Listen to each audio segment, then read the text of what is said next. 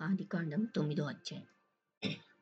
మరియు దేవుడు నోహను అతని కుమారులను ఆశీర్వదించి, మీరు ఫలించి అభివృద్ధి పొంది భూమిని నింపుడి. మీ భయమును మీ బెదరును అడవి జంతువులన్నింటికిని, ఆకాశ పక్షులన్నింటికిని, నేల మీద ప్రాకు ప్రతి పురుగునకును, సముద్ర చేపలన్నింటికిని కలుగును. అవి మీ చేతికి అప్పగింపబడి ఉన్నవి. ప్రాణం గల సమస్త చరములు మీకు ఆహారమగును.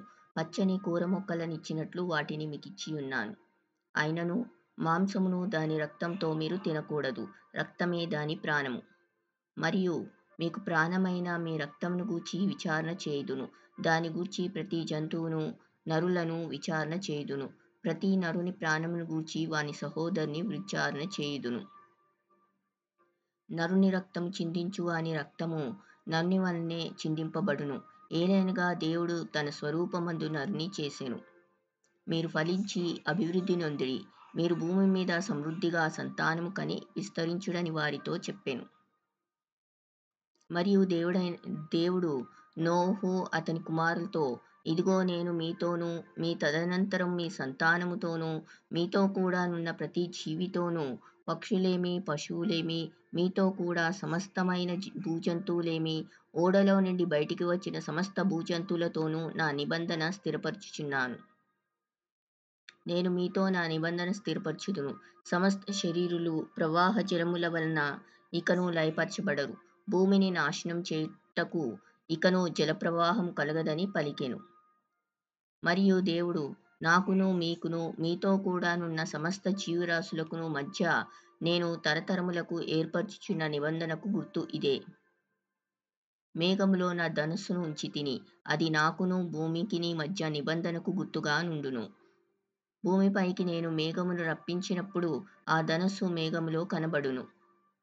అప్పుడు నాకును మీకును సమస్త జీవరాశులకును మధ్య ఉన్న నా నిబంధనను జ్ఞాపకం చేసుకొందును గనుక సమస్త శరీరులను నాశనం చేయుటకు అలాగు ప్రవాహముగా నీళ్లు రావు. ఆ ధనస్సు మేఘంలో నుండును. నేను దాని చూచి దేవునికిని భూమి మీదనున్న సమస్త శరీరులలో ప్రాణం గల ప్రతి దానికిని మధ్యనున్న నిత్య నిబంధనను జ్ఞాపకం చేసుకొందుననెను. మరియు దేవుడు నాకును భూమి మీదనున్న సమస్త శరీరులకును మధ్య నేను స్థిరపరిచిన నిబంధనకు గుర్తు ఇదే అని నోహుతో చెప్పెను. ఓడలో నుండి వచ్చిన నోహు కుమారులు షేము, హాము, యాపేతు అను వారు. హాము కనానుకు తండ్రి. ఈ ముగ్గురు నోహు కుమారులు. వీరి సంతానము భూమి అందంతటా వ్యాపించెను. నోహు వ్యవసాయం చేయనారంభించి ద్రాక్ష తోట వేసెను. పిమ్మట ద్రాక్షారసము త్రాగి మత్తుడై తన గుడారంలో వస్త్రహీనుడుగా నుండెను. అప్పుడు కనానుకు తండ్రి అయిన హాము తన తండ్రి వస్త్రహీనుడై ఉండుట చూచి బయటనున్న తన ఇద్దరు సహోదరులకు ఆ సంగతి తెలిపెను. అప్పుడు షేమును, యాపేతును వస్త్రమొకటి తీసుకొని తమ ఇద్దరి భుజముల మీద వేసుకొని వెనుకకు నడిచి వెళ్ళి తమ తండ్రి దిశములను కప్పిరి. వారి ముఖములు వెనుక తట్టు ఉండుట వలన వారు తమ తండ్రి దిశములను చూడలేదు.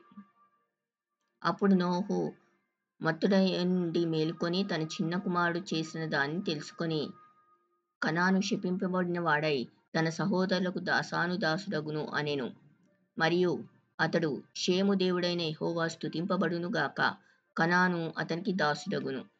దేవుడు యాపేతును విశాలపరచును, అతడు షేము గుడారంలో నివసించును, అతనికి కనాను దాసుడగును అనెను. ఆ జలప్రవాహం గతించిన తరువాత నోహు 350 ఏండ్లు బ్రతికెను. నోహు బ్రతికిన దినములన్నీయు 950 ఏండ్లు. అప్పుడతడు మృతి నొందెను.